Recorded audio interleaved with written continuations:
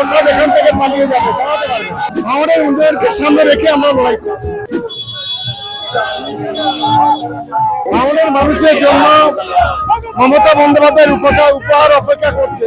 ভাঙড় কলেজ থেকে একেবারে ঘটকপুকুর যে মোড় রয়েছে সেখান পর্যন্ত আজ তৃণমূল কংগ্রেস প্রার্থী ভাঙড়ের যিনি শওকত মোল্লা, তিনি এক বিশাল বর্ণাঢ্য শোভাযাত্রার মাধ্যমে সেখানে পৌঁছন।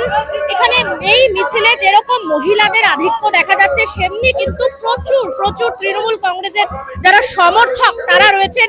কি বলছেন শওকত মোল্লা, জেতার ব্যাপারে কতটা আত্মবিশ্বাসী, তার কারণ এখানে তার বিপরীতে রয়েছে আইএসএফ প্রার্থী নওশাদ সিদ্দিকী। নওশাদ সিদ্দিকী কিন্তু এখানকার বিদায়ী বিধায়ক। তাই কতটা ফাইট টাফ হতে চলেছে, কতটাই তিনি আশাবাদী, জেনে নেব শওকত মোল্লার মুখ থেকেই।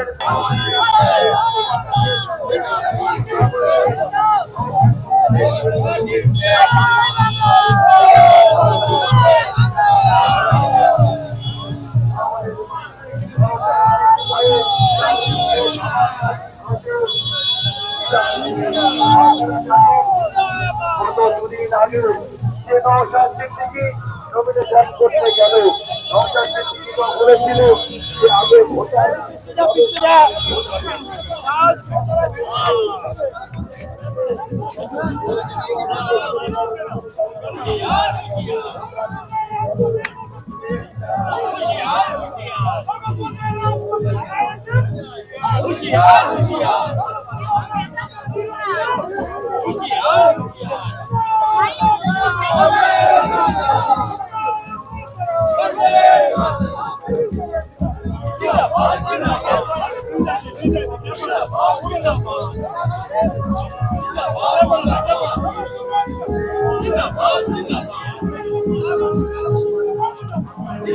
এত মানুষের আশীর্বাদ আপনি দেখছি, মানে প্রচুর আবেগ।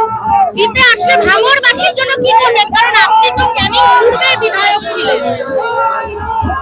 এতে একটা জিপি, অনলি একটা গ্রাম পঞ্চায়েতে, গোটা ভাঙড়ের নয়। গোটা ভাঙড় যদি রাস্তায় নামবে সেদিন প্রসাদ এখান থেকে পালিয়ে যাবে, দাঁড়াতে পারবে। ভাঙড়বাসীকে কি আশ্বাস দিচ্ছেন? একটাই লক্ষ্য হচ্ছে ভাঙড়ের উন্নয়ন। ভাঙড়ের উন্নয়নকে সামনে রেখে আমরা লড়াই করছি। চাকরি পাবে বাংলায় এবারে, বা ভাঙড়ের মানুষ চাকরি পাবে? ভাঙড়ের মানুষের জন্য মমতা বন্দ্যোপাধ্যায়ের উপহার অপেক্ষা করছে, শুধু খালি সময়ের অপেক্ষা।